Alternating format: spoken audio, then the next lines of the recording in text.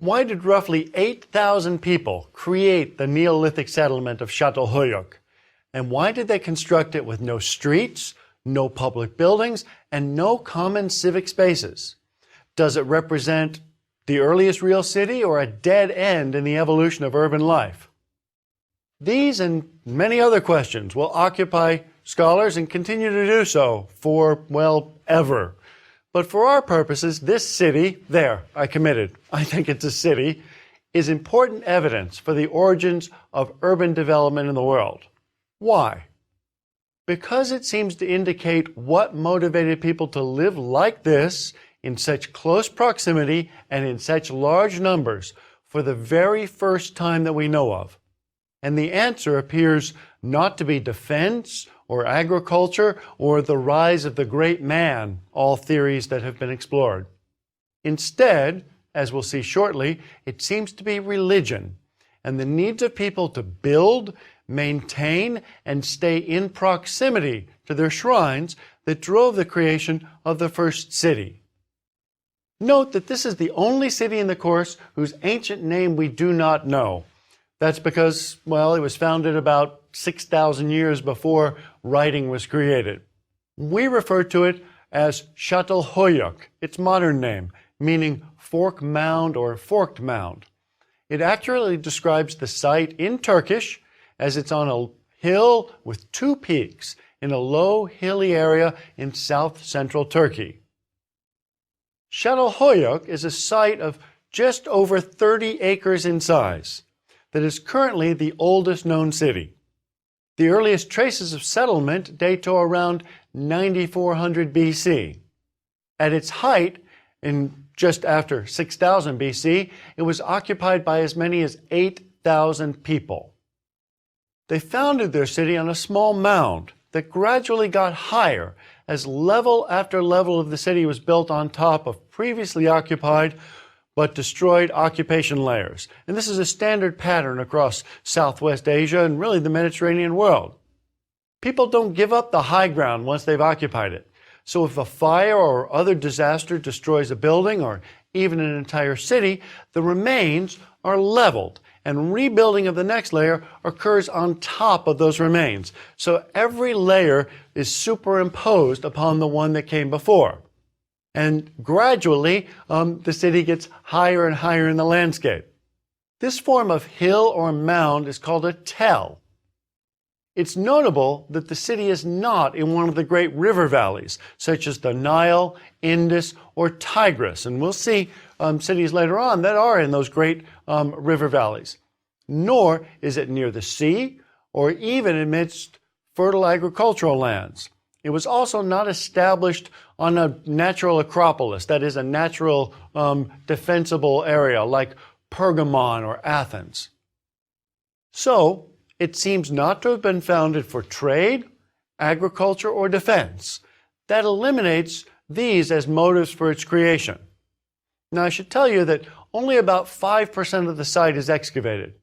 But what has been revealed is a remarkable structure composed of mud brick and timber houses all built together without common walls. And that means that each structure is freestanding. They're in close proximity to each other, that is, right next to each other, but there are no common walls. So you have a house and then another house built next to it and so on.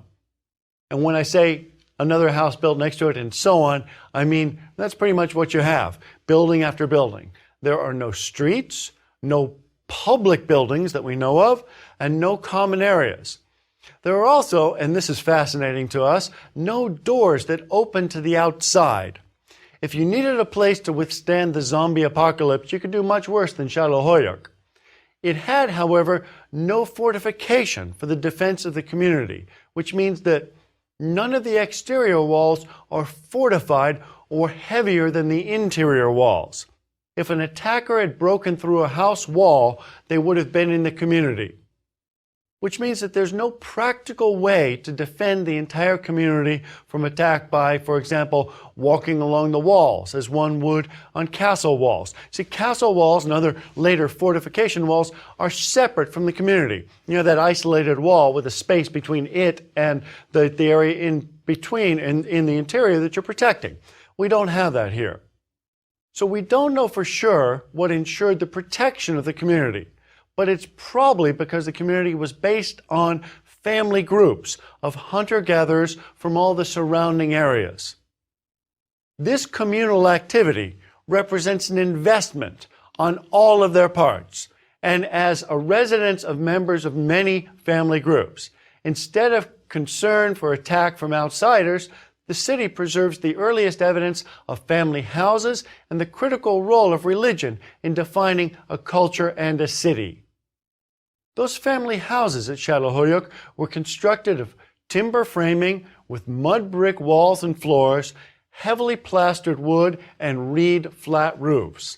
They were built in groups, clustered around courtyards that may have also served, well, they probably served as much as garbage dumps as for bringing in light and air. And in fact, the excavators found these courtyards, these open areas, really just filled with millennia of garbage. So they aren't common or public spaces the way we might expect. The houses did not share walls, but were built adjacent to each other and so close that it was impossible to pass between them. We don't know if this was as a result of that close construction or based on prior planning, but none of the houses have doors. Ladders and stairs were used to reach the roofs, and every roof had a doorway or hatch in it, and entrance into the houses was made that way. It's thought that the roofs provided the paths and sidewalks to traverse the community, which was by foot, as there were no wheeled vehicles or riding animals. The average house at Çatalhöyük was about 20 by 30 feet and divided into 2 or 3 rooms, the largest of which was about 20 feet square. The mud brick walls that made up the houses were plastered on the interior, and some were decorated with murals. Some of the rooms with the most elaborate murals are thought not to be domestic space, but primarily ritual space, and used exclusively as shrines or for family ritual activity in addition to other uses. The largest of the rooms in the houses generally contained a platform, which was also plastered. Under many of these platforms, excavators found burials, which are thought to be the remains of family members.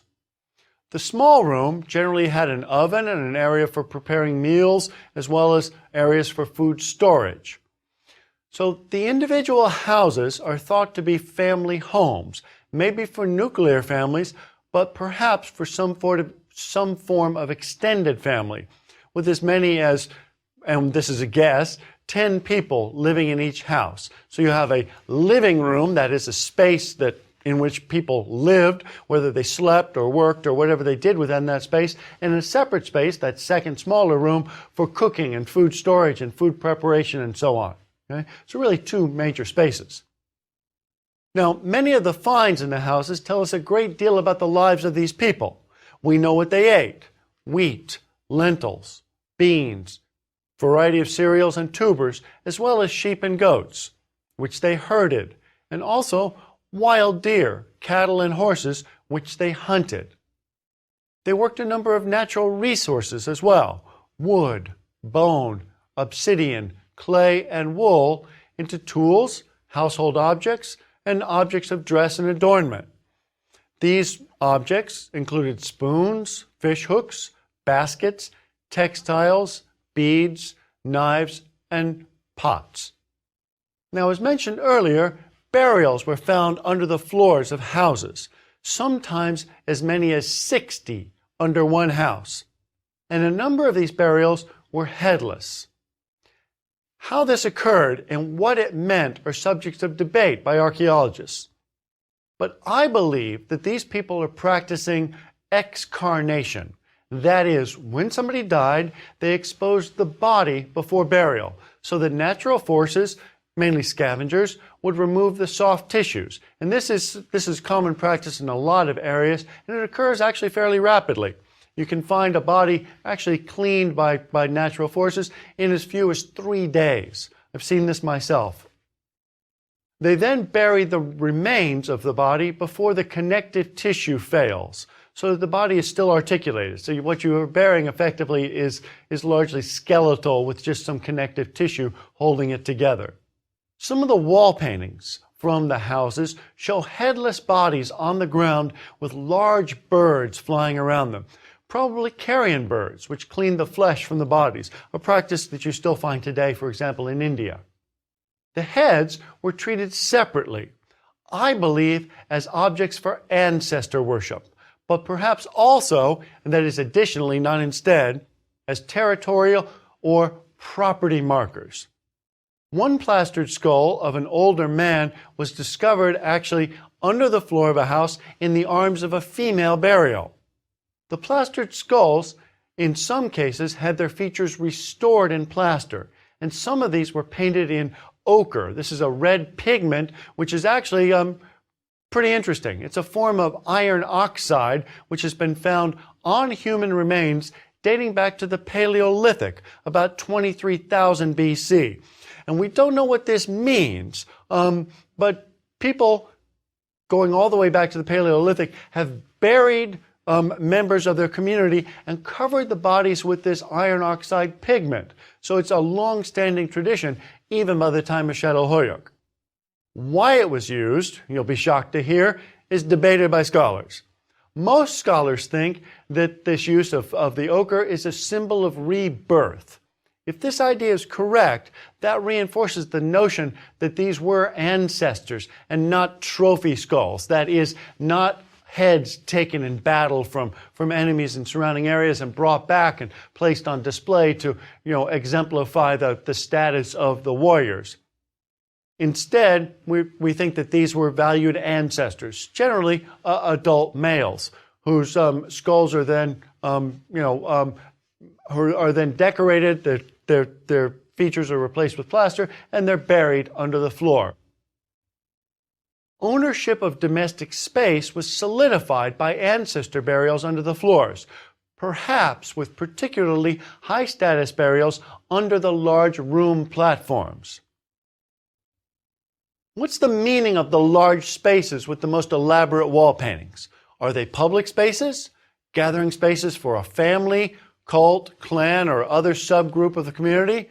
Or are they high-status space restricted to elite members of society? We find all of these patterns in highly decorated spaces in other societies. The most elaborately decorated spaces in, for example, Assyrian palaces are in fact the king's throne room and his private chambers. So we really don't know, we debate what all these mean. One such space in Çatalhöyük displays a painting of what I can only conclude is the first cityscape in world history. It seems to show Çatalhöyük itself, and is portrayed as a series of blocks in the lower part of a painting, and above that, apparently to show it in the distance, is a mountain with two peaks, just as it would have appeared in real life in about 6000 BC.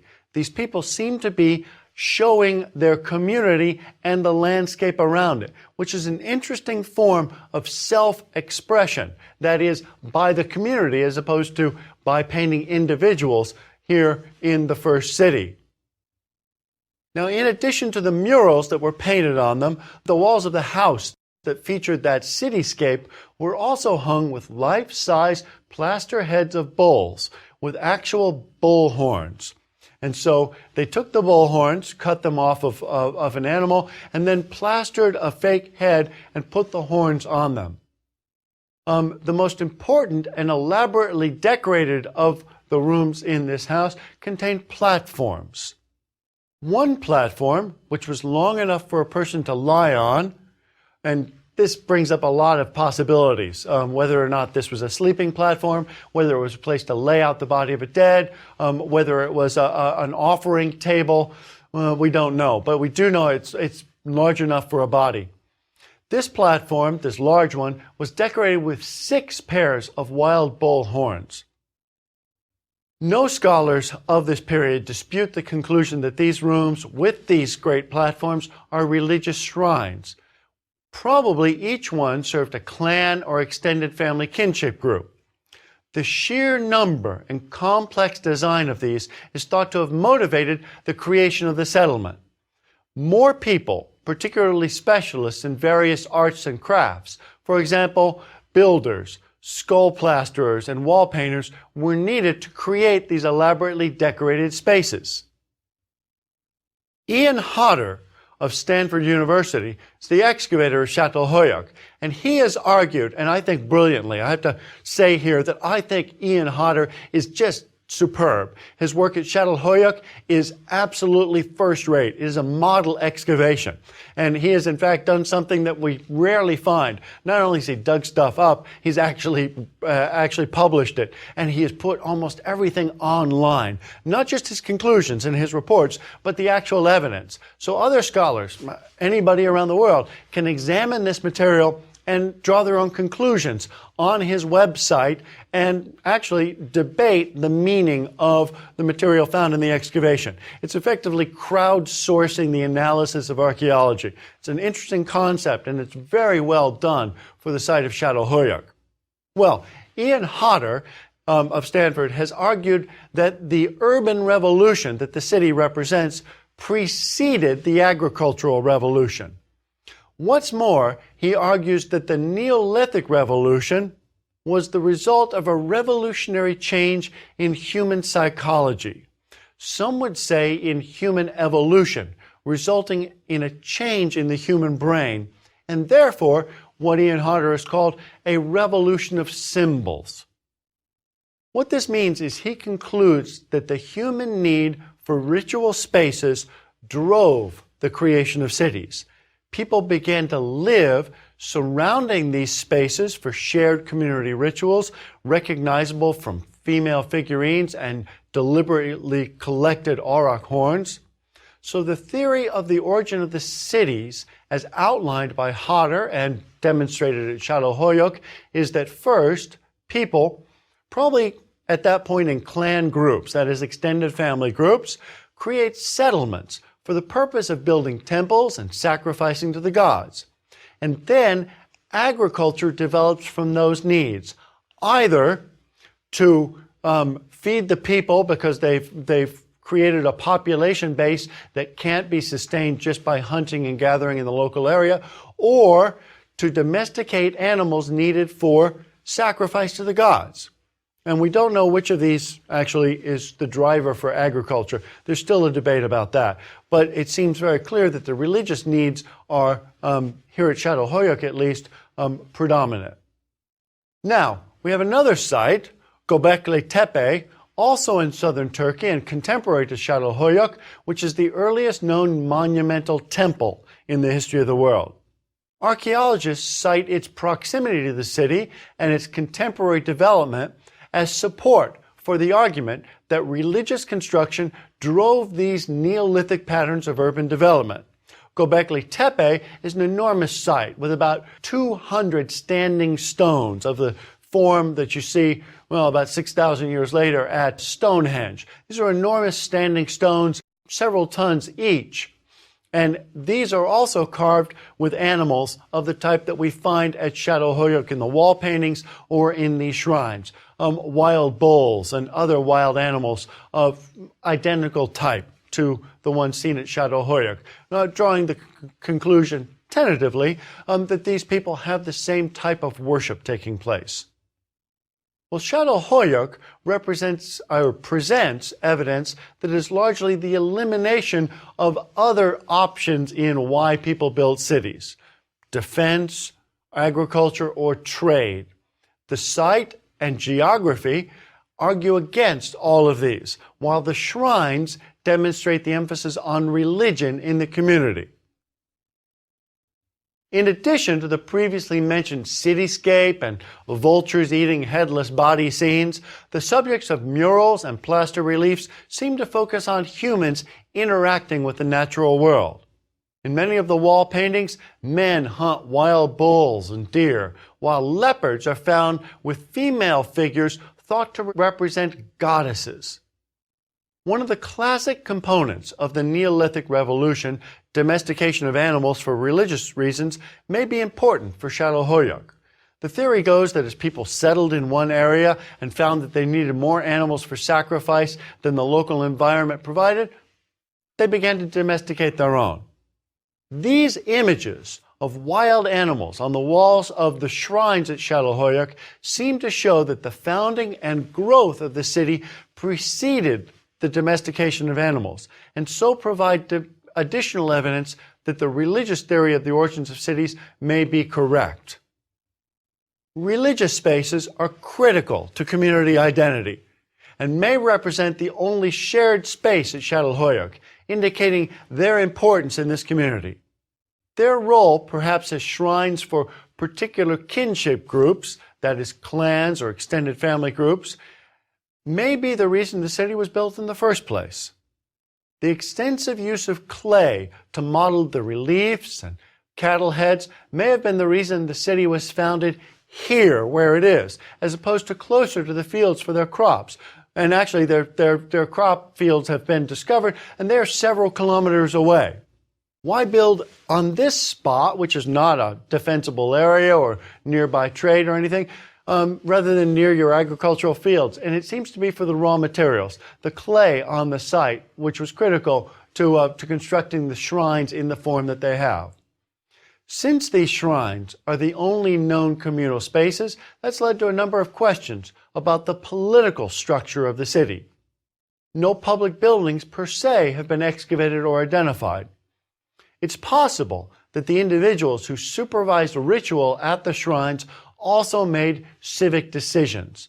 We may have a transitional stage here between the kinship hunter-gatherer groups and full civic officers. What we may see here is the origins of what we later refer to as the priest king. This is a figure that we see in the later Neolithic and Bronze Age who is responsible in later cities for both religious and civic functions, operating as a priest as well as a ruler of the community. So priest kings. That may, in fact, have its origin here. The religious figures, probably senior males in the family, probably also made decisions for the family, perhaps in a council of like males from other kinship groups that deliberated on or decided matters for the entire community. In later cities, we know that role of rulers conflated with the priest. We think that model may be here at Çatalhöyük for the first time. But I have to say, once again, that this is speculative. Not having any written language and not having evidence of civic structures, we really can't say what the form of government was. I should give attention here to James Mellart, who was at the time the assistant director of the British Institute for Archaeology in Ankara, who discovered Çatalhöyük. He, as well as Ian Hodder, who has been excavating there in recent years, both believe in the centrality of religion to the people of the city, based partially on the large number of female figures found at the site. They believed that the primary worship was of a mother goddess. One significant female figurine that Mellart discovered in a grain bin depicts a very corpulent, seated woman. Her chair, or throne, if she's a goddess, has feline armrests, that is, armrests of what appear to be wild cats, leopards of some kind. The emphasis on her fat, and she has huge rolls of fat, is thought to be an indicator of her role as a goddess of prosperity and abundance, an attribute found on later figures that are intended to convey that power. We find personifications of districts in later Egypt, for example, that show the abundance of the district by showing these personified figures with great rolls of fat rolling down their stomachs. If that's the case here, that we have a female deity who is in fact responsible for the abundance or prosperity of the community, then the find spot of this figurine in a grain bin might have been a deliberate placement of the figure to guard that critical area of the house to ensure its prosperity. And we see this later on in other areas where figurines that are used what we might term apotropaically, that is to keep away evil or to protect a particular area from danger, are placed in that zone. It's also possible that this corpulent female figurine was designed to appear pregnant, and that her corpulence is a result of that pregnancy. Certainly, that is not inconsistent with a role as a patron goddess of prosperity. Some scholars see this figure as the earliest manifestation of what in Greek is termed the Potnia Theron, the mistress of the beasts. This is a goddess from the area of Anatolia, often shown with two large cats, one at each hand, as we see here, or held up in each hand. That is, she holds them up by the neck as though she's throttling them, demonstrating her power over nature. This is the goddess whose identity is later conflated with that of the Greek goddess Artemis, the Greek goddess of hunters. And Artemis is often found dominating wild animals, deer and wild cats. Other scholars think it's more likely that this figure is an early manifestation of Cybele or Magna Mater, a mother goddess who originated in Anatolia, ancient Turkey. Her iconography regularly features the goddess seated on a throne flanked by lions, a pattern that continues for thousands of years. This figurine from Çatalhöyük may extend that tradition, that iconography, back even further. Unfortunately, the oldest references to the goddess Cybele date to much later, so no myths or descriptions of her survive even close to the date of the figurine. The earliest image of Cybele or Magna Mater is probably Hittite, dating to about 1400 BC. Well, whatever the identity of the goddess figure, or the goddess that she may later become, all of the excavators and authors in the city agree that religion played a key role in the lives of the inhabitants of the city.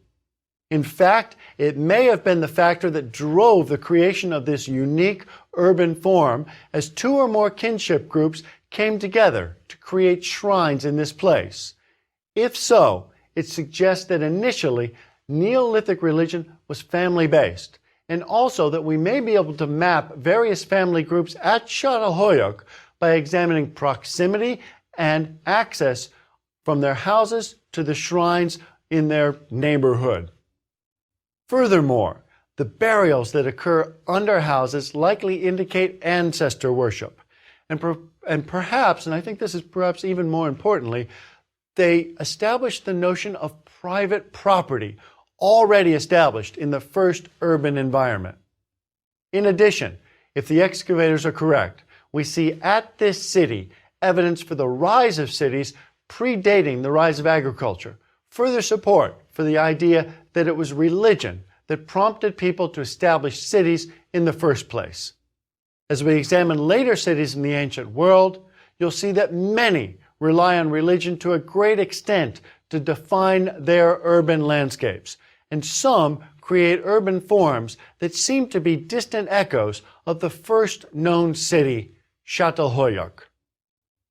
Meanwhile, looking around the cities we live in today, we can see the same pattern of religious buildings defining cities that we saw in the ancient world, whether St. Basil's in Moscow or St. Paul's in London or Notre Dame in Paris or any of a vast number of other examples. In all of these cases, religious buildings still serve a key purpose in establishing and projecting the identity of communities.